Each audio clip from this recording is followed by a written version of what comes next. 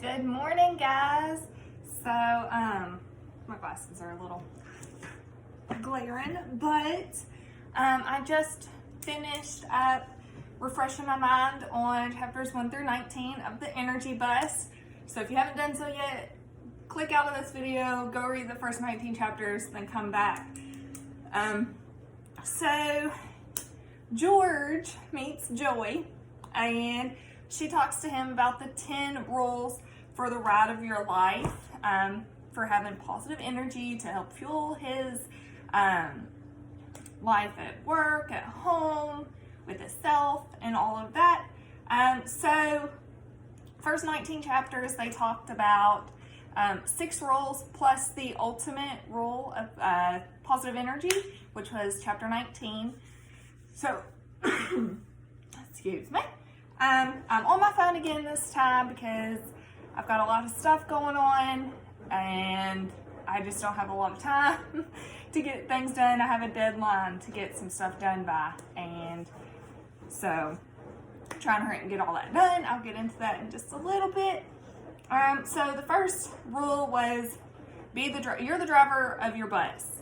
So she was telling George to start taking responsibility for himself and try to control where his bus was going and not have other people drive his life for him and dictate what's going on with his life, where he's going, and of that. And she gave him the 3 questions to answer. So hopefully you guys answer them for yourself. You don't have to share them if you don't want to. So it's your vision for your life, your work, and your relationship or marriage or whatnot.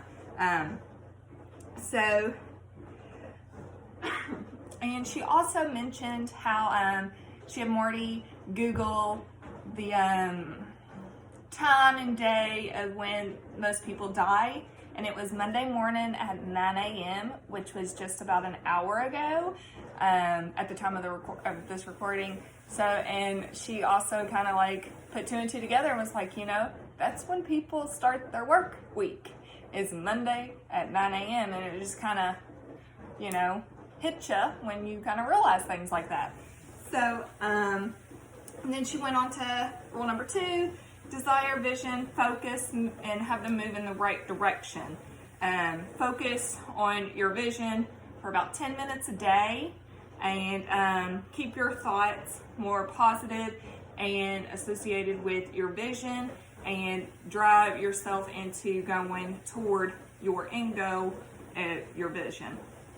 And she also mentioned about how if you constantly complain about things, then you're going to find more things to complain about. And it's something that I've realized, but I never really kind of put it with the whole positive and negative energy kind of thing with how they're putting it. And she had said if you're constantly complaining about things, then you don't have any room to focus on your vision, which makes a lot of sense.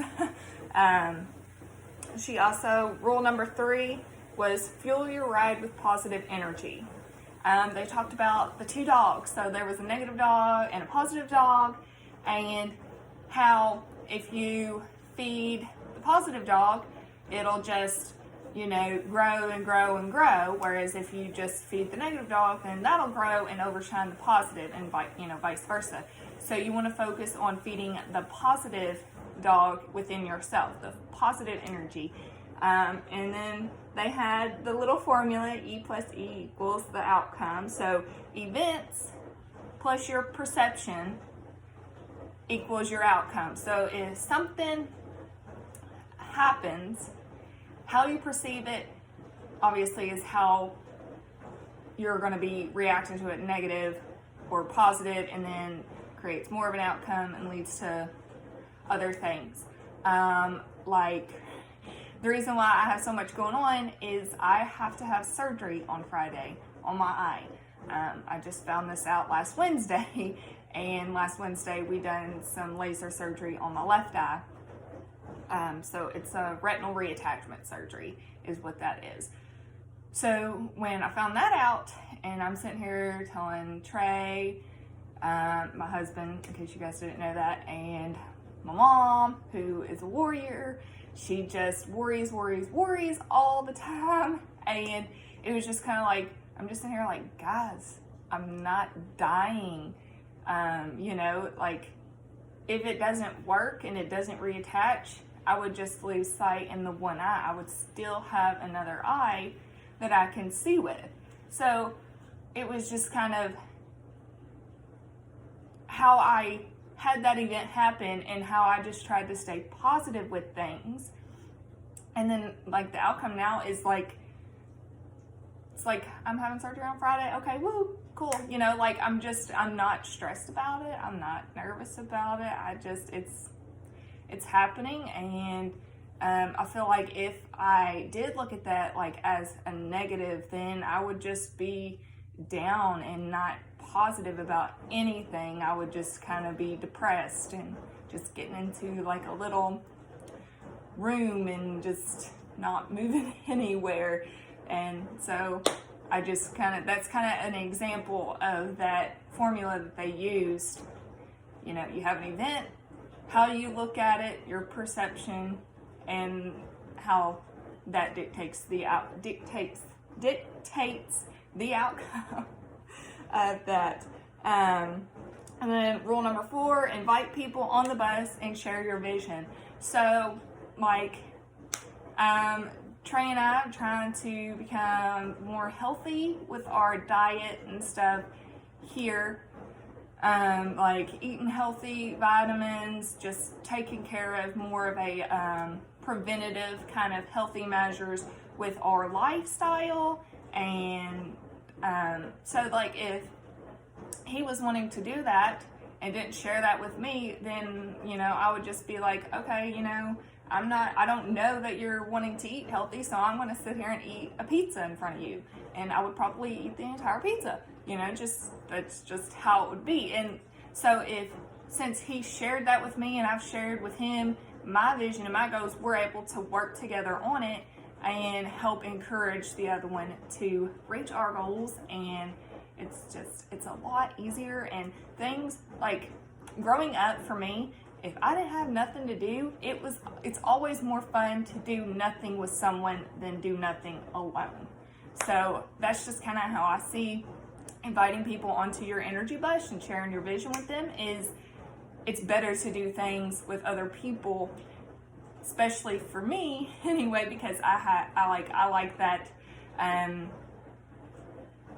to surround myself with more to help get me going. Like today I've got a lot of painting and planting and all kinds of stuff to do. So I have my niece and maybe my mom's going to come over, and it's just I'm able to focus more on things when I have more people around me focused on the same thing. I don't know why. Yeah. And I did write down a little note how Joy talked about if you have more people, you have more positive energy, which equals more success. And that's kind of just what I said. Rule number 5 was don't waste energy on those who don't get on your bus. So if you have people talking, like George, there was the 3 wolves, as they called it, who did not get on his bus, and they were, one of them was not one he expected to not join in on the bus, and he focused a lot more on them, and he was, you know, not focusing on the ones who were on his bus, so he was giving more of his time and energy to those who were not on his bus instead of focusing his energy onto the ones who were on the bus. And it was like he lost sight of his vision. So that's a really good one as well. She talked about rule number 6, which was no energy vampires allowed. I kind of like that little term, energy vampires. It's the ones that suck all the energy off the bus. And I like how she's like, kick them out. Just kick them off the bus, kick them to the curb, or just leave them at the station. Because if you have them around, then they're just going to suck the energy and suck the vibe out of everybody, and then you're just going to be left with nobody, and that's just going to be you, and then you're just going to kind of go down. So yeah. And then chapter 19, which was the ultimate rule, which she said it wasn't part of the 10 rules, so it's an additional rule. So it technically wouldn't be number 7. But it's your positive energy must be more than your doubters. So you must believe in yourself and see your vision and just be able to be like, okay, you know what? No.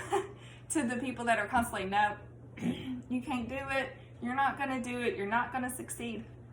You got to be able to just believe in yourself that you can do it. And just because if you just like listen to them, then you're going to turn into that, and then you're going to not succeed.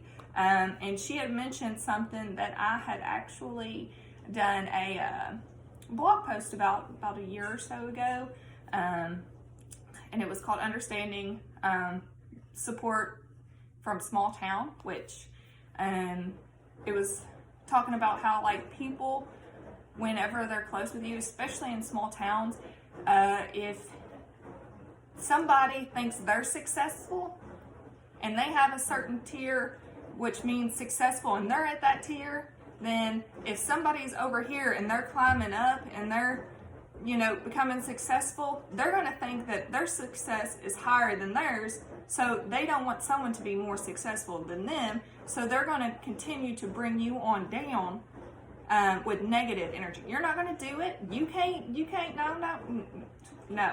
Just kick them out, ignore them, just don't even, no. I had another blog post called Toxic People, where I talked about how there's just all these negative people that can be in your life and how I deal with them. I did talk about that on here a few episodes ago. Talking about toxic people and how they're on social media a lot and in person in life, and how I got rid of that and how I deal with that, and I just don't focus on them. And that's kind of what Joy's telling George to do. Just focus more on the positive instead of all of the negative. And then she ended the whole ordeal with giving George a rock and telling him to find the value in that rock, and if he can find the value in that rock, he can find it in himself and then find it in his team. And once you find that value, you can just roll with it and, go more towards your vision, your end goal, and be more successful. So I am way over 10 minutes right now, so I'm going to leave it at that. Just if you want to put down your vision and share some things so like we could be positive together in meeting our goals and help you and help me and help others, just write them down in the comments below if you would like to. You don't have to. I don't want you to feel like you have to share all of your business, and the cat is going wild. Let me know if you think George will find the value in the rock or not. And yeah, so that's it for today. Stay natural, get out in nature, and I'll see you guys in the morning.